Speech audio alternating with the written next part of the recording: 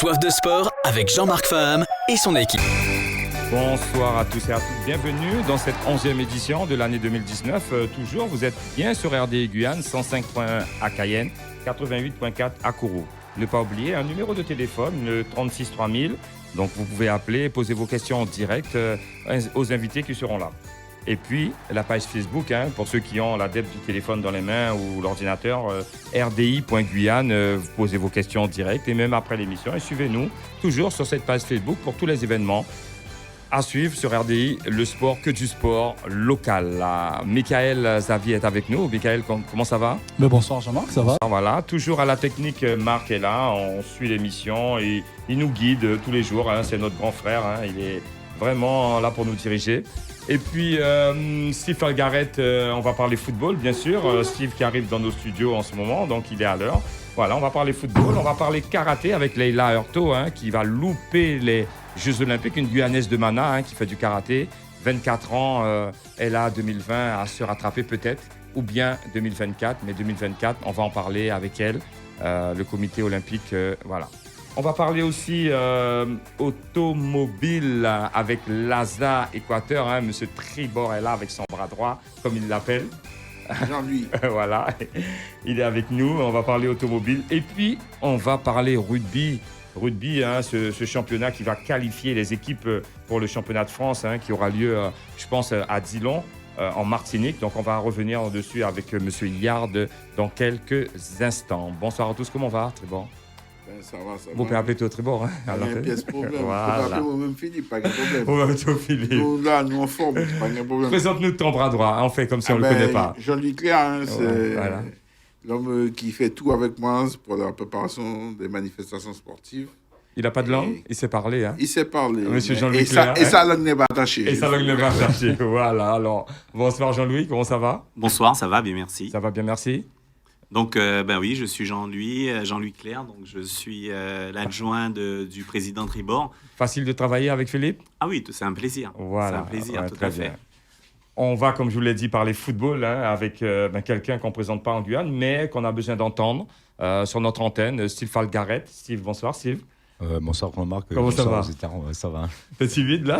Attendez-moi. Donc, entraîneur de l'US Matoury. L'US Matoury qui était engagé dans ce tournoi Mar-Gaillard, tournoi anti-Guyane, dans les 4 premiers du championnat. On va revenir sur cette compétition et aussi sur le championnat. Et puis, pas que, avec Steve, l'ensemble du football guyanais. On va commencer avec Leila Hurto, Marc, en place. On l'a eu cet après-midi en visio, voilà.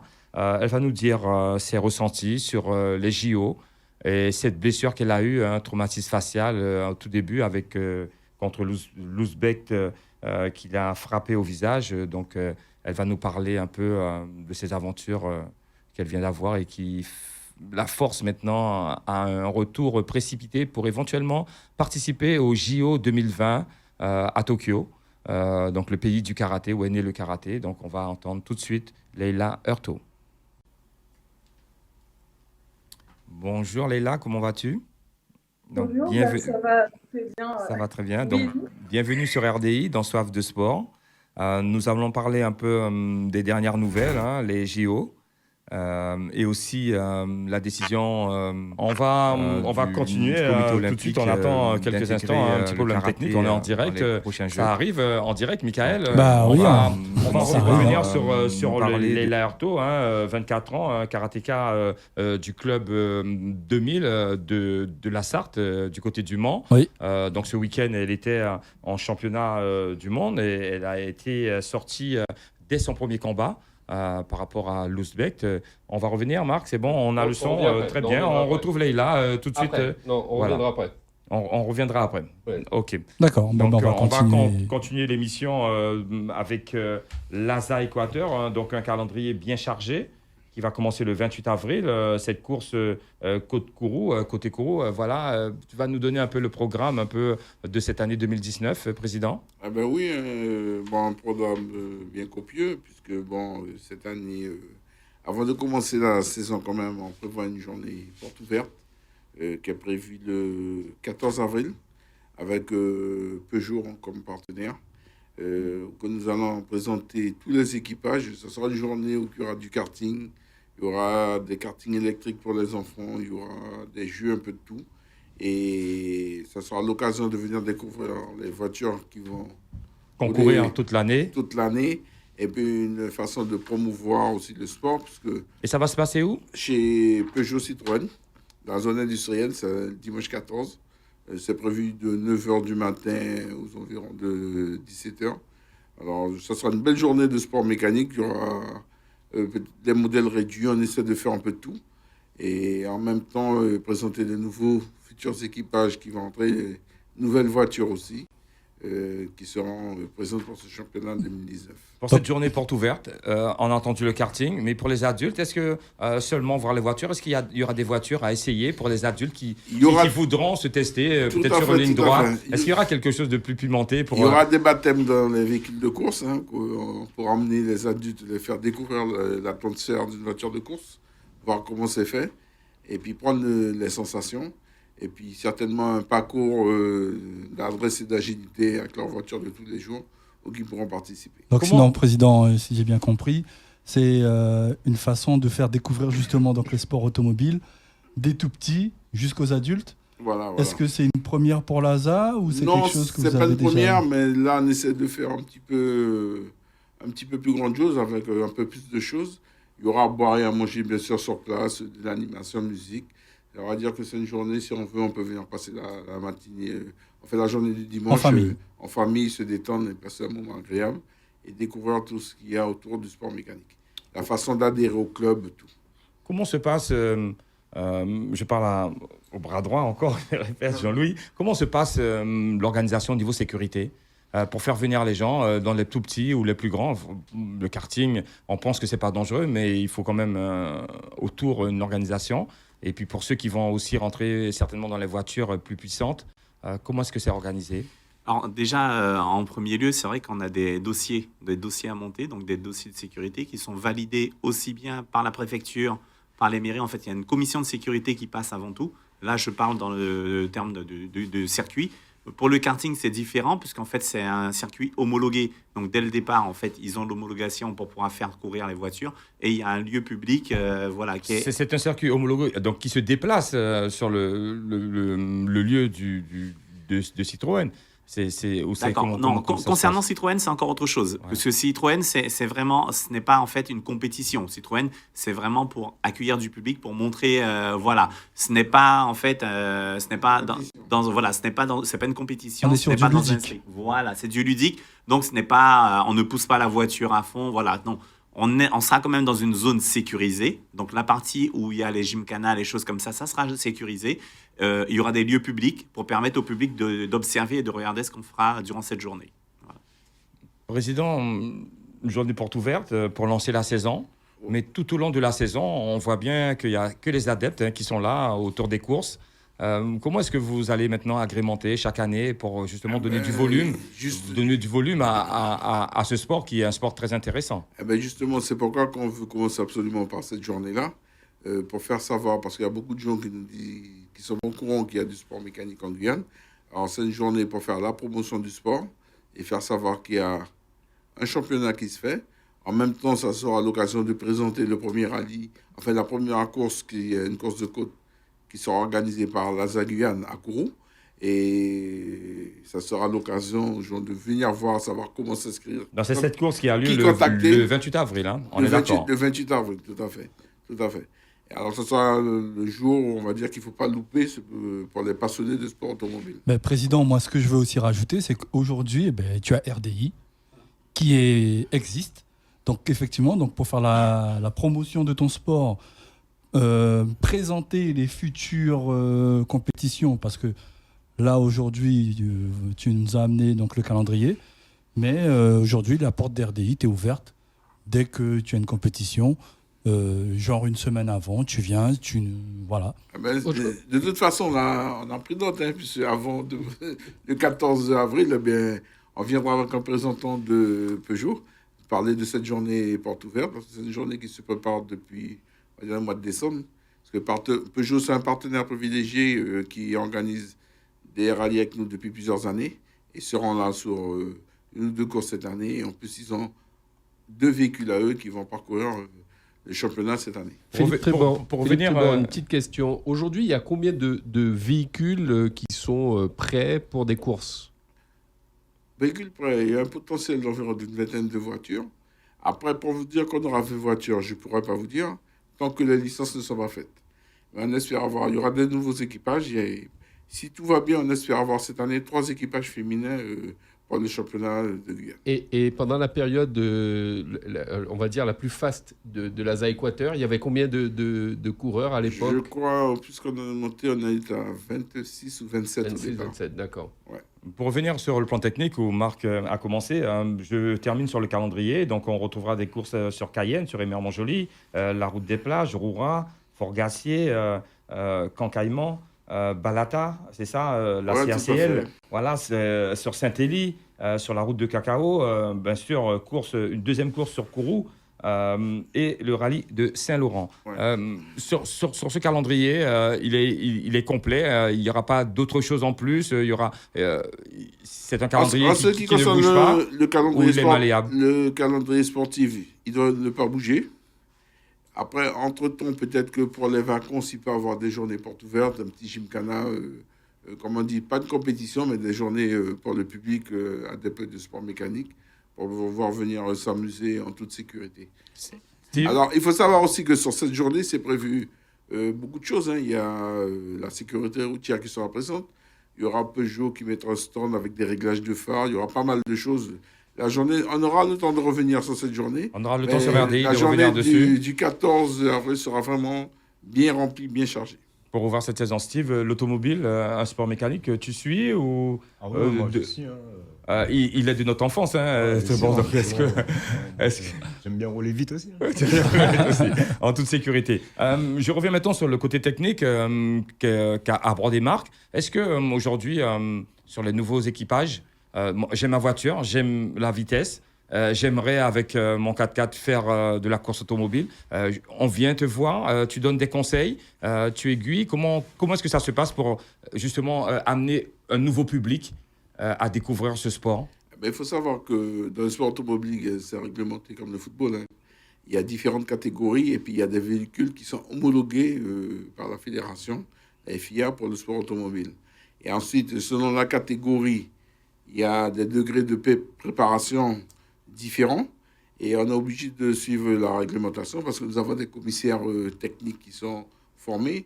D'ailleurs, en début d'année, le 5 janvier exactement, on a eu le comité Aquitaine avec le président, vice-président de la Fédé qui était présent pour faire une formation par les officiels, que tout s'est bien passé, que tout le monde a réussi leur examen. Et sans ces officiels, nous ne pouvons pas fonctionner. C'est-à-dire directeur de course, commissaire technique, commissaire sportif, le technique, il y a tout, quoi. Une voiture, avant le départ, elle passe au crible. Comment vous expliquez aux auditeurs qui nous écoutent, voiture d'usine, on entend dans la course automobile, le technicien est d'à côté. Allez-y, expliquez-nous les voitures d'usine et les autres voitures. Comment est-ce que c'est? Voitures d'usine, nous n'en avons pas ici parce que ça coûte une fortune.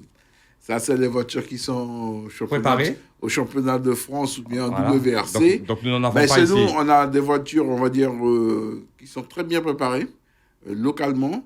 Et comment on les appelle? C'est quoi l'appellation de ces voitures? Ce sont des voitures de rallye. Mais il y a des groupes qu'on a ici, c'est le groupe F2000 et le groupe FA et le groupe N.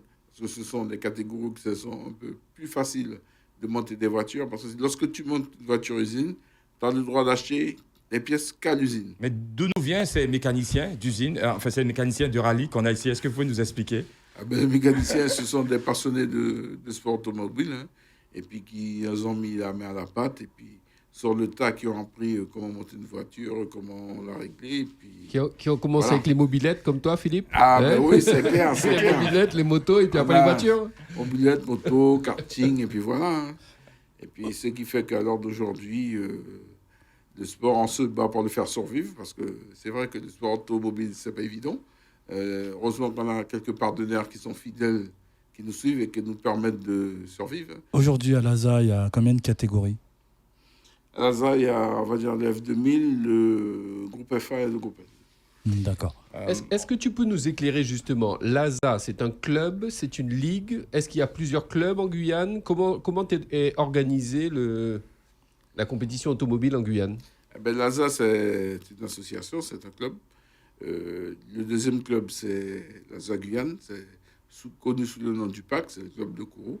On n'a que 2 clubs en Guyane, parce que c'est vrai que la population sportive au niveau des pilotes n'est pas énorme. Alors, on a un petit plateau, ce qui ne nous permet pas d'avoir pour le moment une ligue. C'est-à-dire que pour avoir une ligue, il aurait fallu avoir au minimum 3-4 ASA pour pouvoir être ligue. Parce qu'en étant que ligue, on peut avoir des plus gros budgets, on peut être aidé pour faire beaucoup plus de choses. Mais déjà, en tant que club, organiser ça, c'est énorme. Parce qu'en France, il n'y a pas beaucoup de clubs qui organisent Autant de courses. Dans une année. Ils en font 1 ou 2, mais nous, on en fait 9. 9 dans l'année. C'est énorme. Parce que le travail, il faut savoir qu'en amont, aujourd'hui, je peux vous en parler. Je vais laisser pas en parler. C'est minimum 2-3 mois avant. On peut parler aussi. Oui, donc pour revenir à ce que Philippe disait, c'est vrai que moi je suis en contact direct avec la Ligue Aquitaine. Donc on est affilié à la Ligue Aquitaine et en fait on bien situé dans la région de Bordeaux. Voilà, tout à fait. Le sud-ouest de la France. En fait, nous sommes affiliés. Et donc on a des comptes rendus. Alors tout à l'heure, Jean-Marc, tu disais quelque chose. Est-ce qu'on pouvait modifier le calendrier? Ben non, on ne peut pas le modifier parce que ce calendrier-là, il est inscrit à la Fédération du sport automobile, Fédération française du sport automobile. Et donc, en fait, on doit envoyer ce calendrier-là au mois d'octobre-novembre pour qu'il soit enregistré parce que c'est un calendrier officiel des courses qui se font en Guyane et qui est diffusé partout en France. Si une voiture veut s'inscrire en F2000, par exemple, et venir courir en Guyane, elle peut venir courir en Guyane, il n'y a pas de souci. C'est la question qui suivait, justement. Notre continent est assez grand pour recevoir. La difficulté peut-être financière du transport des voitures. Est-ce que par le Suriname ou par le Brésil, il y a des concurrents qui peuvent venir participer? D'où ma question, est-ce que le calendrier peut changer avec des invités? On sait qu'on aime ce... Comment dire Exactement, oui. Voilà. Est-ce qu'il existe, est-ce que ce sport est structuré au Suriname ou à l'Amapá, dans l'État voisin du Brésil? Est-ce que vous avez des rapports avec eux? Au Suriname, il y a des rallyes, des compétitions, mais à notre niveau, on va dire à niveau national, international même, parce que il y a de grandes équipes au Brésil. Ils font la Formule 1. Bien sûr, ils ne sont pas tout près de nous, ils sont assez loin, parce que c'est un peu... de Rio, tout ça. D'accord, mais au Suriname, il y a rien au Suriname? Il y a du 4x4 qui se fait, mais c'est pas pareil, parce que je ne crois pas qu'ils aient de licence. Voilà, c'est à la bonne franquette. Tandis que tout ce qui est fait chez nous, il faut être licencié. Si par exemple, on a un pilote qui est d'origine belge, qui fait sa licence, eh bien, lorsqu'on envoie la licence, la fédération est obligée de demander à la fédération belge une autorisation et qu'il puisse rouler sur le territoire français. Ah, quand même. Là, tout est bien réglementé, bien régi. Il n'y a pas de demi-portion. Tout est bien fait. D'accord. Merci Philippe Tribord. Merci à vous, Laza Équateur, d'être venu. On va vous suivre. Donc le 14 avril, c'est la date qu'il ne faut pas rater. Qu'il ne faut pas rater. On reviendra dessus. Il y a aussi des aides pour les automobilistes, pour leurs véhicules. Il y a des choses festives pour les enfants et pour les adultes, pas que. Une journée à passer autour de l'automobile. Exactement. Voilà, une journée festive. Venez soutenir ce club qui fait office de ligue, Marc, ici en Guyane, pour promouvoir ce sport qui est connu dans le monde, le rallye. Donc on espère que ça marchera et on vous attend sur RDI. Tout à fait. De toute façon, Michael vous a fait l'information, Michael vous a fait l'invitation. Il n'y a pas de raison que ça ne marche pas, comme je dis, d'autant plus...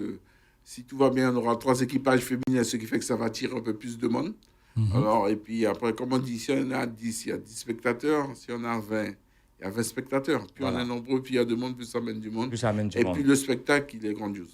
Est-ce qu'au niveau des jours, parce qu'à chaque fois, moi, c'est le dimanche après-midi, il y a un rallye à Baduel sur le parking, il y a un rallye là le dimanche et tout. Est-ce qu'à chaque fois, au niveau du public, chaque année, vous avez fait un peu... la promotion de votre sport pour voir à quel moment vraiment les novices du sport, les novices de l'automobile puissent s'intéresser à votre sport? Ben oui, en fait, il y a encore quelques temps de ça, on faisait les déparités sur justement Baduel pour attirer les jeunes. Donc c'est vrai que pendant 3-4 ans, on a mis en place cela pour les attirer. Malheureusement, et bon, comme on le sait, il y en a très peu qui ont adhéré parce que le sport automobile aujourd'hui, ça a un coût. Et le souci, il est là. C'est-à-dire trouver les sponsors, et bon, c'est pareil pour tous les sports en Guyane, hein. Trouver les sponsors ou les entreprises ou autres qui jouent le jeu, c'est toujours très compliqué. Donc, on essaie de mettre cela différemment. C'est-à-dire qu'aujourd'hui, on essaie de préparer des voitures et de proposer aux jeunes, justement, de venir, moyennant un minimum, c'est-à-dire qu'ils trouvent des sponsors pour acheter leurs combinaisons, leurs choses comme ça, de façon à ce qu'ils puissent s'investir eux-mêmes et décider de mettre la main à la pâte et d'essayer de piloter une voiture. Parce que de toute façon, nous, l'ASA Équateur, on est ouvert justement à toutes ces personnes-là qui aiment le sport automobile. Pour la promotion, pour le développement du sport, exactement, chez les jeunes. Au niveau pédagogie, justement, chez les jeunes, on parle de jeunes. Au niveau pédagogie, on sait que comme le football, comme d'autres sports, ça éduque une société. Ce qui manque ici, c'est une école de pilotage. C'est-à-dire commencer par le karting, que les jeunes peuvent commencer très jeunes. Et en commençant par le karting, ils apprennent les bases, comment rouler. Et ça, c'est déjà bien. Et ensuite, après, s'ils veulent franchir le pas, soit continuer dans le karting. C'est par exemple, on prend l'exemple de Emma Gavin, qui a fait du karting. Maintenant, il a fait la Renault F3000. Il est maintenant en coupe GT Cup. Comment il s'appelle? Emma Gavin. Voilà, c'est ça, Emma Gavin. Et là, il va courir. Et il en est où, là? Là, il va courir sur une Mercedes cette année. Une voiture plus puissante d'environ 500 et quelques chevaux. Et il fait tout le championnat qui doit commencer le mois prochain. Et on lui souhaite bonne chance. Et son but, c'était d'arriver à la Formule 1. Mais on sait que c'est pas facile. C'est pas facile. Il faut avoir le budget financier pour pouvoir le faire. Et c'est pas facile. Parce que là, c'est pas 1 000 €. Hein, c'est des 100 et 400 000. Il faut avoir pour la saison. Et trouver le partenaire. Parce que le nerf de la guerre, c'est l'argent. Parce qu'après, s'il a de la chance que quelqu'un le repère, il peut trouver un partenaire financier en métropole qui va le prendre sous son aile et pourra aller plus loin. Mais il a un bon petit coup de volant, on l'a déjà repéré, mais après, c'est trouver tout. Les sous, l'écurie qui va bien, et puis après, le reste, il pourra faire son chemin. Voilà. On vous souhaite le meilleur, et puis on sera là pour continuer à informer pour que les gens puissent venir très nombreux. Merci à l'ASA Équateur. Merci à vous de nous avoir invités. Voilà. On va passer au football, une petite minute de pause et on va passer tout de suite avec Steve Algaret. On va parler football. Vous écoutez RDI sur 105.1 à Cayenne avec RMC. Les meilleurs journalistes, les plus grands spécialistes politiques et sportifs. Attentif à ça, parce que y a certains qui sont à l'école, ils n'ont pas tous la même l'aspect social, tu vois. Il faut faire l'amalgame de tout ça. Après, moi, mon rôle, c'est de permettre d'unifier tout ça, qu'ils soient bien. Que chez eux, même aussi sur le travail scolaire. Là, on en a 2, on a fait 2 doubles surclassements pour eux. Ils ont 16 ans et demi, ils jouent en senior, ils sont titulaires. C'est surtout un message aussi que je veux faire passer à cette jeunesse-là. Qu'ils ne sont pas incapables, ils sont capables. Tu as été coach des plus grandes écuries, le Geldar, le CSCC. Tu aujourd'hui as récupéré, hérité, on va dire, d'une équipe quand même de Claude Koumba et François Lumary depuis au moins les années avant 2003. C'est une équipe qui fonctionnait, une équipe qui avait, comme tu dis, une génération de joueurs. On sait qu'il y a un bassin sur Matoury et Balata très riche, un gros bassin de joueurs. Hein. Aujourd'hui, c'est vrai qu'on te demande des résultats. Tu as des joueurs qui vont partir, qui sont en fin de carrière. Comment est-ce que tu arrives à faire comprendre cette transition, toi qui as souvent et toujours même lancé des jeunes et des très jeunes? Disons, maintenant avec l'expérience, hein, je remarque, moi je pense que c'est comme ça que je suis honnête. Hein, on n'a pas de discours à passer par 4 chemins, et c'est surtout ça. Non, c'est vrai que je sais que l'US Matoury, c'est un club qui a un gain de résultats, comme toutes les grandes équipes. Mais après, il faut rester réaliste. Surtout, on en a discuté avec les dirigeants, avec la présidente.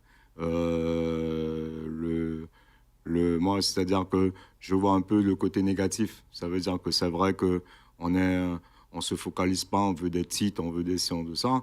Mais sauf que, étant un enfant de Georges Stolade, voilà. Et ça, je reconnais, c'est base. Ça veut dire que dans ton club, c'est tous les 5 ans. D'accord ? La vision de ton club, ce sont des cycles de tous les 5 ans. Ça veut dire que tous les 5 ans, il faut préparer. C'est-à-dire que ceux qui ont 15 ans, il faut déjà les préparer, à savoir que dans les 3-4 ans, c'est eux qui vont commencer à prendre le bain.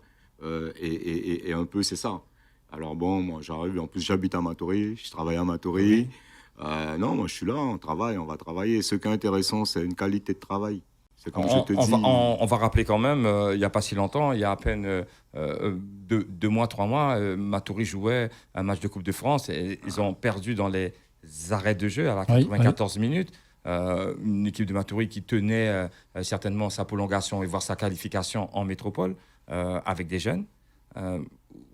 Comment ça se passe, le retour, on sait, après la Coupe de France, des joueurs qui sont en sélection, des joueurs locaux qui sont en sélection chez les Yana Doko? Donc, disons, je vais être sincère avec toi, Jean-Marc. Sincèrement, moi, je vais être sincère avec toi.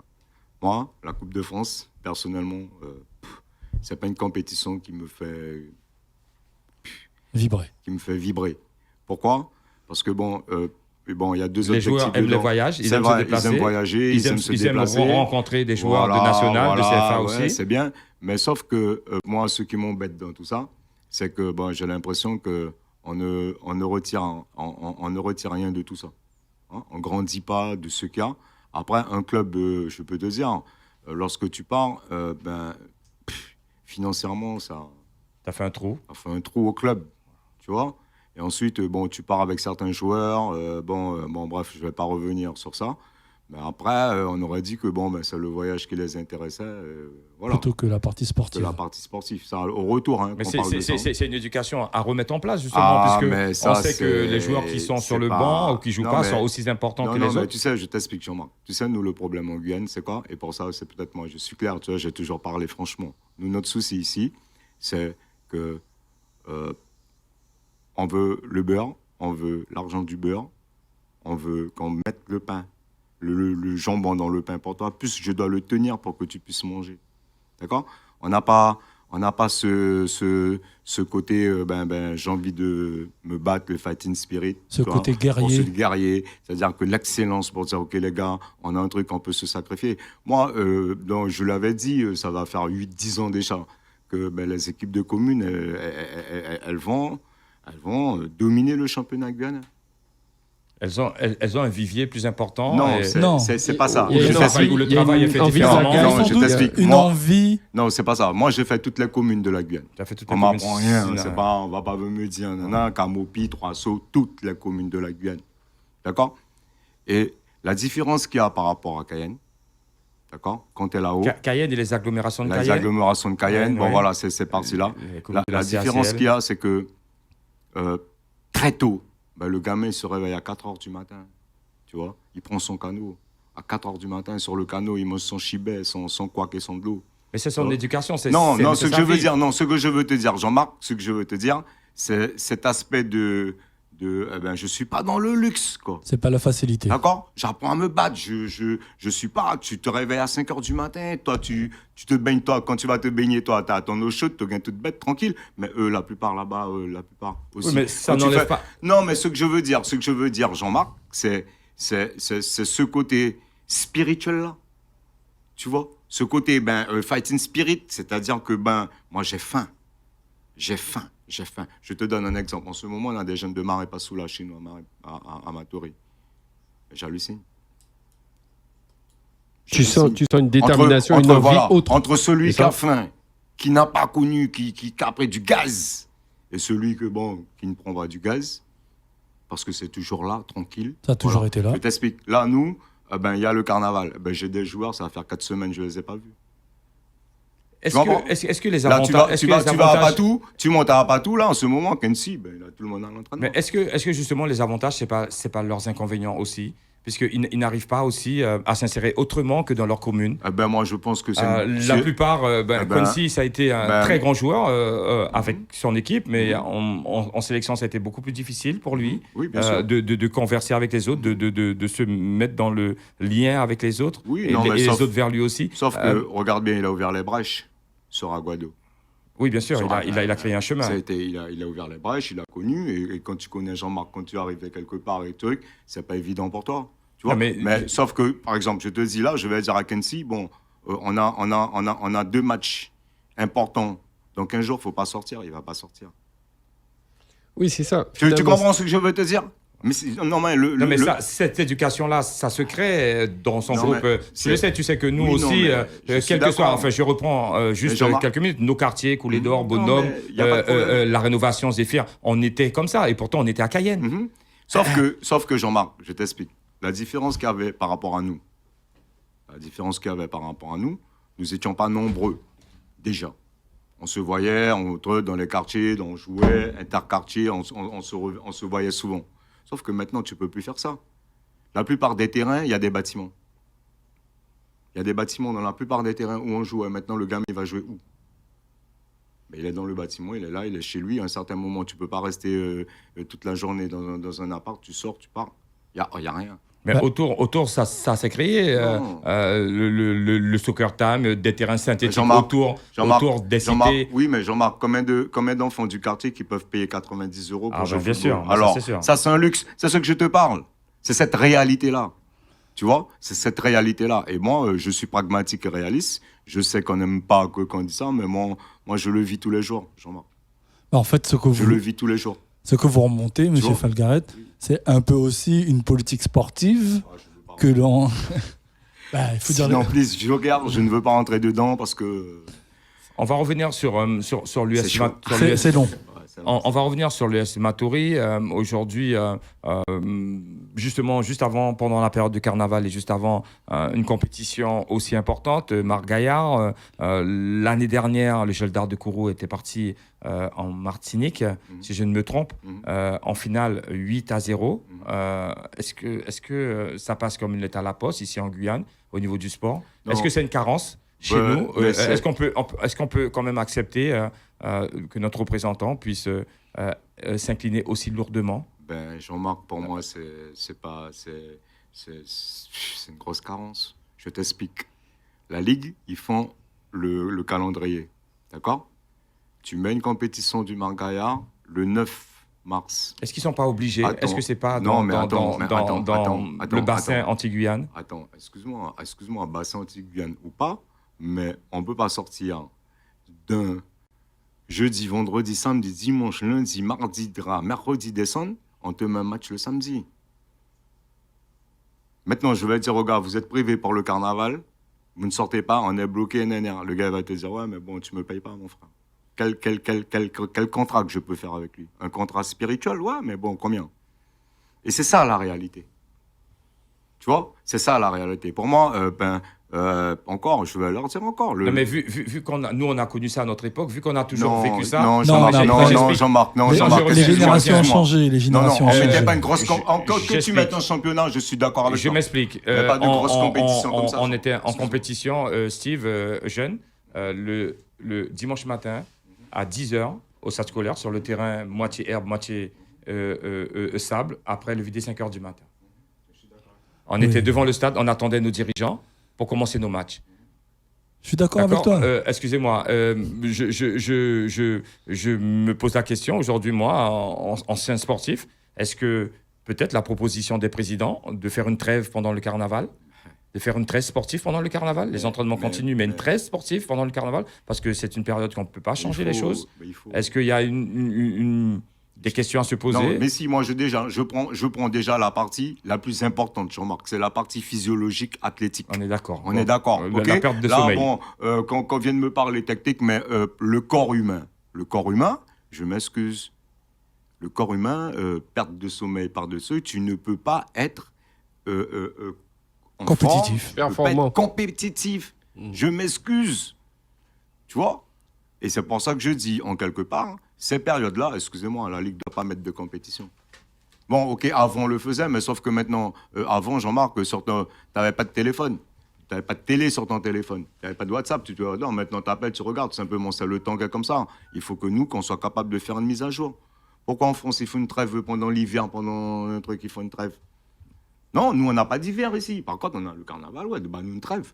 Alors, je t'explique encore. Le championnat est fini le 23 mai. Le 23 mai, c'est souvent les dates des finales de Ligue des Champions. Voilà. Ouais, enfin, j'explique. Entre le 25, le 23, le 29 mai, tous les championnats sont terminés. Non, mais Jean-Marc. Oui. Jean-Marc, faut qu'on s'adapte. Là, on reste, par exemple, après, là, on reste 4 semaines, 3 semaines sans jouer. 4 semaines sans jouer. D'accord ? Tout simplement, ce qui est intéressant, tu sais que dans cette période-là, il n'y a aucun problème. Quitte après que tu nous fasses jouer tous les week-ends pour qu'on puisse monter en puissance. Je suis d'accord. D'accord ? Mars, avril, mai, qu'on puisse nous faire jouer tous les week-ends. Je suis d'accord. Là, le championnat, il va passer à autre chose puisqu'on va monter en puissance. Il y aura du rythme. Est-ce que les présidents de club, les dirigeants, les techniciens se regroupent avec le CTR pour faire remonter ces informations aux personnes qui font les calendriers pour pouvoir vraiment adapter à notre vie moi, je sais pas, je parle pour ma gouverne. Voilà, parce que je ne veux pas te mettre les gens à dos, mais on comprend bien. On n'est pas là pour faire la polémique, hein. On est là pour faire avancer. Je suis un technicien, je travaille tous les jours, je suis dans le chaudron, je vois la température qu'elle est, comment que c'est, tu vois. Et on ne peut pas venir nous raconter de conneries, quoi. Et moi, c'est sur ça que je suis. Mais bon, votre gouverne à vous, est-ce qu'elle est aussi celle de votre équipe ? Ah ben, de qui ? De ma présidente ? Bien sûr. Ah ouais, bien sûr. Bien sûr. On en discute et tout. Non, mais après, c'est ce que je te dis, il faut rester réaliste un moment. Il faut rester pragmatique. Après, on est aussi sur de la logique. Hein, on est sur de la logique. Je te dis, le corps humain, on ne peut pas. Les gars ne peuvent... Moi, que je parle en général, tu ne peux pas, pendant une semaine de fête, nous mettre un match de ce calibre-là le samedi tout de suite. Ouais. Est-ce que tu comprends ? Moi, je vais dire, regarde, bon, les gars, ouais, c'est important, on va bloquer. Ils vont te dire, ouais, mon carnaval. Tu comprends ce que je veux dire ? Même s'il y a peut-être ceux qui ne sortent pas, qui ne sont pas. Mais tu ne vas pas priver le gars, tu ne le payes pas. Non. D'accord ? On est des amateurs. On est des amateurs. Qu'est-ce que je dis aux gars ? Et la difficulté de jouer un match à Kobo, à Saint-Laurent, à Mana, à Irakobo, pour toute la division, R1 et R2, et de revenir le samedi soir et de pouvoir sortir après le match, de ne pas dormir et de ne pas récupérer, de reprendre le décrassage le lundi. Donc, Jean-Marc, physiologiquement... là, on parle de dormir. Oui. Mais les gars, quand ils sortent, ils ne font pas que ne pas dormir. Non, mais c'est la partie la plus invisible pour un entraîneur. Tu ne gères pas ça, la partie invisible. Donc, on revient sur l'US Matoury. À ton niveau, on a bien compris. Tu essayes de faire que les générations jeunes puissent progresser. Être dans l'excellence surtout. Être dans l'excellence, c'est-à-dire une génération qui arrive, qui soit capable de dire que je sois capable de jouer une finale, que je veux un titre de champion, que j'ai le niveau pour ça. Et c'est sur cette optique-là que je suis avec eux. L'objectif humain, l'objectif sportif du club, de la ville. Est-ce qu'il y a beaucoup de jeunes qui viennent dans cette école de foot Est-ce que tu as un œil sur les jeunes aussi Oui, bien sûr. Je suis à l'école du est-ce que tu peux nous dire ça ? En ce moment-là, depuis hier, depuis ce matin, je suis en stage avec la U13 de l'US. Je suis en stage avec eux. On a 2 entraînements, le matin et l'après-midi, jusqu'à mercredi. Et puis bon, je profite de leur donner. Je suis à l'école du football. J'ai les 5, 6, 7 ans. Tous les mercredis matin, je les ai de 7h à 8h30. Non, mais c'est mon truc. Moi, je suis dedans. Tu connais le truc, Jean-Marc. C'est pour ça que, il y a des trucs que j'arrive pas à comprendre, quoi. Tu vois ? Et je dis plus rien, je regarde, je ferme ma bouche, parce que comme on se contente de ça, on est bien, que ça puisse continuer comme ça. En tout cas, c'est comme je dis, demain, il ne faudra pas demander aux jeunes de tirer de l'eau dans une roche, parce qu'ils ne pourront pas, quoi. On invite Steve Garrett aujourd'hui, Michael, parce que les clubs qui se portent le mieux peuvent aussi aider la sélection de Guyane. Bien sûr. Que même si la sélection attend un dernier résultat contre le Canada au mois de mars, si je me trompe, dans les dates FIFA, ensuite, soit on sera toujours en zone A ou en zone B avec la sélection, mais il y aura toujours des matchs. Donc les joueurs locaux peut-être vont remplacer les joueurs qui ne peuvent pas venir. Donc il faut bien qu'on ait de l'excellence ici. Donc sur la commune de Matoury, de Balata, il y a des excellents jeunes. Donc on espère vraiment, Steve, que ton travail va payer depuis plusieurs années. Il n'y a pas que moi, il y a l'Étoile aussi qui a bon, c'est vrai, le bassin de Matoury, on alimente pas mal. Mais c'est vrai que ce qui est important à Matoury, c'est qu'il y a la matière. Il y a la matière. Et aussi entre l'Étoile et la JBA et l'US, on essaye de travailler quand même en osmose. Si on peut s'entraider, on s'entraide. Et puisque quand on représente Matoury, et c'est ce qui est important, quoi. Bon, nous on sait que pour le Margaillard, qu'on veuille pas, il est obligé d'avoir une équipe de Matoury dans les phases finales. Tu vois ? À partir de là, vous représentez bien la commune. Voilà, c'est le plus important. Que ça soit l'Étoile, que ça soit l'US, que truc, mais bon, Matoury, on est présent, quoi. Voilà. On va retrouver tout de suite Steve, un autre Steve Yard, qui est en charge de la commission des sélections pour ce tournoi anti-Guyane de rugby. Donc le samedi 2 mars 2019 au stade Aliquer de Dillon à Fort-de-France. Donc les qualifications vont se jouer ici en Guyane. Bonsoir Steve. Bonsoir. Comment ça va? Eh bien écoutez, ça va très bien. Qu'est-ce que vous pouvez nous dire sur... impatient qu'arrive la date de ce tournoi. Et voilà, donc voilà, très, très impatient. Très impatient. Le nouveau tournoi anti-Guyane à 7. Voilà. Sur un programme dès 9h, le début des rencontres, 14h, 15h30, des tournois déguisés à 5. Voilà. Qu'est-ce que vous pouvez nous dire sur ce programme pour cette manifestation qui va être en place dans le cadre du championnat, donc les qualifications du championnat de France? Et en fait, pour la première fois, donc ce sera quand même une grosse fête, puisqu'en fait, le même jour, on aura le tournoi anti-Guyane féminin à 7 et aussi masculin. Donc nous, ce week-end-là, on envoie en Martinique nos deux sélections, la sélection féminine et la sélection masculine à 7. Donc une très belle fête, puisque on sera au niveau du grand stade de Dillon, hein, donc voilà, une très belle structure pour une grande fête du rugby aux Antilles avec nous, bien entendu. Donc, qu'est-ce que vous attendez? Vous avez jaugé un peu l'équipe féminine et l'équipe masculine. Qu'est-ce qu'on doit s'attendre au niveau des résultats de ce championnat de France? Alors, au niveau du tag, bien entendu, on espère remporter notre 7e titre d'affilée avec l'équipe féminine, qui a été bien pas mal remaniée, puisque en fait une grande partie de nos joueuses a pris entre guillemets sa retraite. On a eu quelques départs et beaucoup de joueuses qui ont arrêté, et donc c'est une équipe qui est en reconstruction depuis quelques mois déjà, avec beaucoup de jeunes, très jeunes joueuses.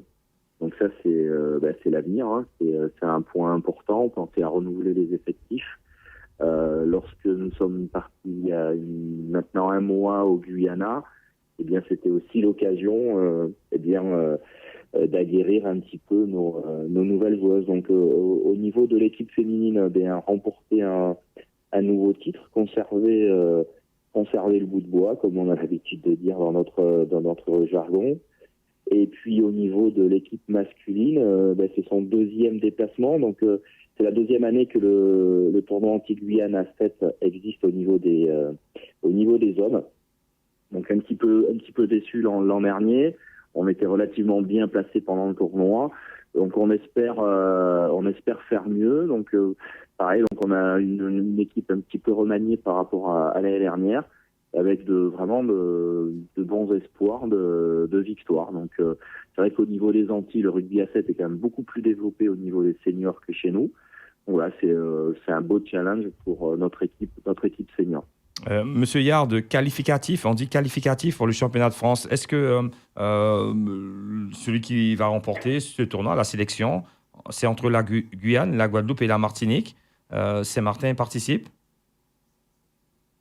Alors, j'ai pas bien entendu je répète. Phrase. Donc en fait, vous me questionnez sur le championnat de France. Alors malheureusement, la Fédération française de rugby a complètement modifié l'organisation des championnats de France à 7.